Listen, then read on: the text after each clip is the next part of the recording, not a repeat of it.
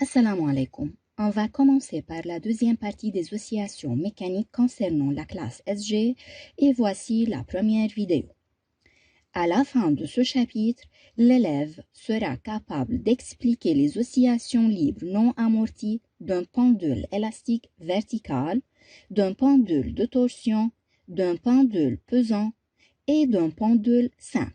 Ainsi, expliquer les oscillations libres amorties et finalement analyser les graphiques de l'énergie des oscillations libres amorties. Dans cette partie, on va expliquer les oscillations libres non amorties d'un pendule élastique vertical. Tout d'abord, rappelons-nous qu'une oscillation est caractérisée par sa période T, sa fréquence F et son amplitude A. L'équation différentielle d'un pendule élastique horizontal est x secondes plus k sur mx est égale à 0. L'équation horaire, qui est la solution de l'équation différentielle, est x est égal xm sinus oméga 0 t plus phi ou x est égal xm cosinus oméga 0 t plus phi. Avec oméga 0 qui est la pulsation propre est égale à radical k sur m et la période propre t0 est égale 2 pi radical m sur k. Pour commencer à expliquer le pendule élastique vertical, on considère un ressort de constante de raideur K, de masse négligeable et de longueur à vide L0. Ce ressort est suspendu verticalement et fixé à un support. Lorsqu'un solide S de masse M est attaché à l'extrémité libre du ressort, le ressort est allongé alors d'une distance delta L pour atteindre à l'équilibre le point O. Le système à étudier est le solide S. Les forces agissant sur S sont le poids du solide S, mg, et T qui est la tension du ressort. Alors, si on écarte le ressort de la position d'équilibre pour effectuer des oscillations et les étudier, on va faire attention que le ressort aura déjà la force de tension T. Alors, à l'équilibre de S, on sait que la somme des forces extérieures est égale à 0. Ça fait mg plus t comme vecteur est égal à 0 vecteur.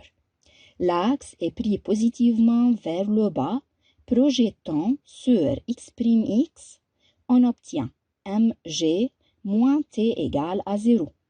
Donc mg est égal t est égal à k fois delta L0 d'après la loi de Hooke. Donc delta L0 est égal à mg sur k. On peut dire que delta L0 est proportionnel à mg et inversement proportionnel à k.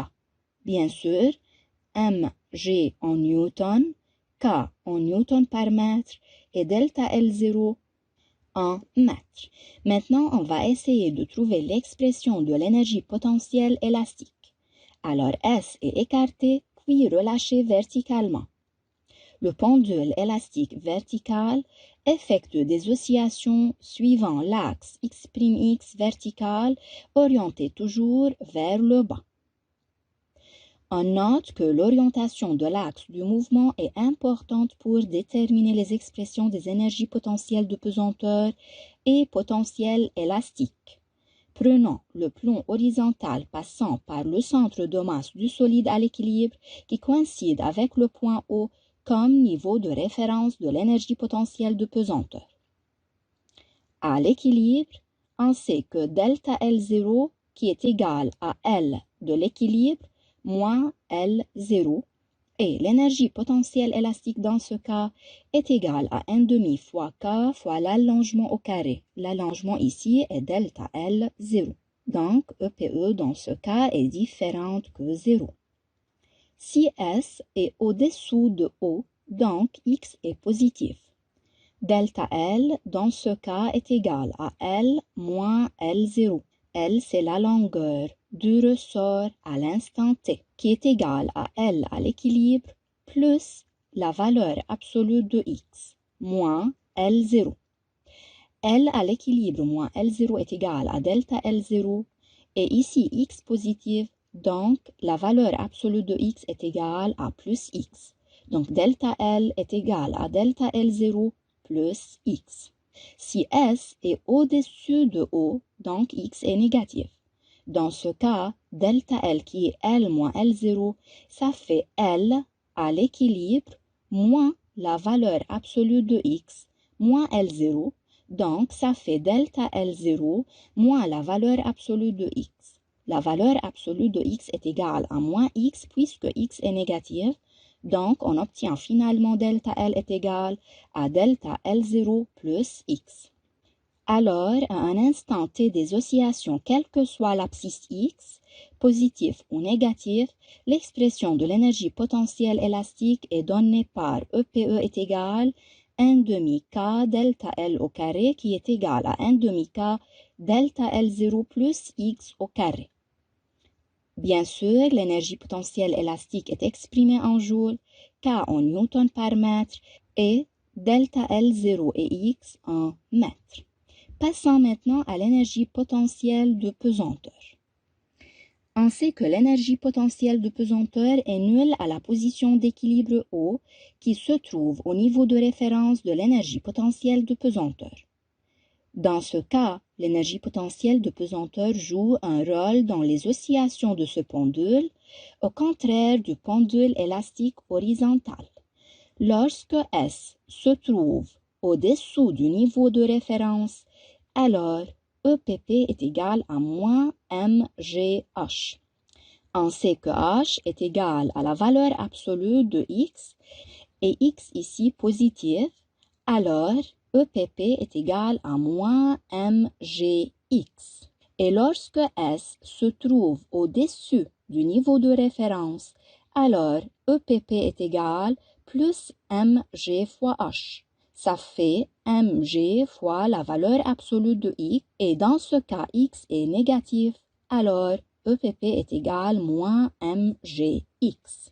On peut dire finalement que EPP est égal moins mgx, quelle que soit l'abscisse x, positif, négatif ou même nul. L'EPP est exprimé en joules, la masse en kilogrammes et x en mètres. Alors, quelle est l'expression de l'énergie mécanique du système? L'énergie mécanique est donnée par l'énergie cinétique plus l'énergie potentielle de pesanteur plus l'énergie potentielle élastique. Donc, l'énergie mécanique est égale à 1 demi m v au carré, où v est la vitesse du solide à l'instant t. EPP déjà trouvé est égal à moins mgx et EPE est égal à 1 demi kx plus delta L0 au carré. Donc finalement, EM est égal à 1 demi mv au carré moins mgx plus 1 demi kx plus delta L0 au carré. Comme on a déjà dit précédemment que pour étudier un mouvement, tout d'abord, on doit déterminer son équation différentielle suivant deux méthodes. La première méthode est l'énergie mécanique. L'expression de l'énergie mécanique du système, déjà obtenue, pas de force non conservative, alors EM est égal à constante et par suite sa dérivée par rapport au temps est nulle. Rappelons que la dérivée de x au carré est égale à 2xx' et de v au carré est égal à 2vv', x seconde est égal à v' est égal à l'accélération et x' est égal à la vitesse. Donc, on obtient 1 demi m 2vv' moins mgx' plus 1 demi k fois 2 fois x plus delta L0 fois x'. Alors, mvv' moins mgx' plus kx', x plus delta L0 est égal à 0. Avec delta L0 est égal à mg sur k, on obtient mv à la place de v', on met x seconde, moins mgx' plus k facteur x plus mg sur kx'. Donc mv x seconde moins mgx' plus kxx' plus mgx' est égal à 0. Moins mgx' plus mgx', ça fait 0. Donc, on obtient mvx seconde plus kxx' est égal à 0. Rappelons que v est égal à x', alors mx seconde plus kx est égal à 0. Et finalement, on obtient l'équation différentielle du second ordre sans second membre en x, qui est x seconde plus k sur mx est égal à 0. La deuxième méthode est la deuxième loi de Newton. Le système à étudier est le solide S à un instant T quelconque. Les forces agissant sur S sont le poids du solide mg et la tension du ressort T. On note que ici les frottements sont négligeables. Alors, d'après la deuxième loi de Newton, la somme des forces extérieures est égale à m fois A. Donc, mg plus T vecteur est égal à ma. Le poids mg est de même sens que l'axe x' ou x, alors mg vecteur est écrit sous la forme mgi et, d'après la loi de Hooke, la tension du ressort T est égale à moins kx plus delta Li, quelle que soit l'abscisse x, positif ou négatif. Et bien sûr, le vecteur A est dans le même sens de x, donc A vecteur est égal à AI. Donc, on obtient finalement mg moins kx plus delta L0 est égal à ma, avec delta L0 est égal à mg sur k.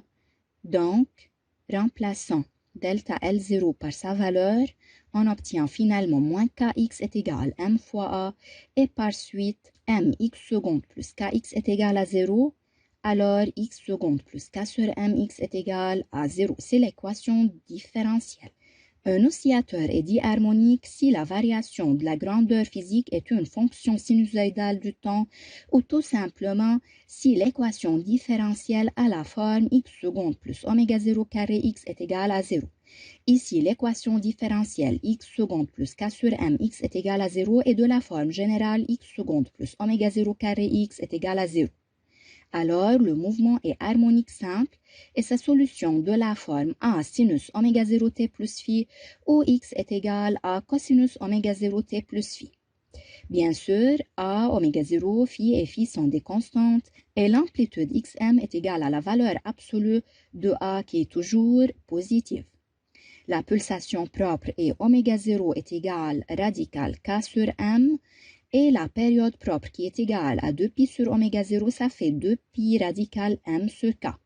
La fréquence propre est oméga 0 sur 2pi, ça fait 1 sur 2pi radical k sur m. Application. Un pendule élastique vertical de centre de masse G est formé d'un solide de masse m et de ressort de raideur k est égal 20 N par mètre. Bien sûr, S se déplace sans frottement le long de x' qui est orienté verticalement vers le bas. L'énergie potentielle de pesanteur est nulle au niveau de O.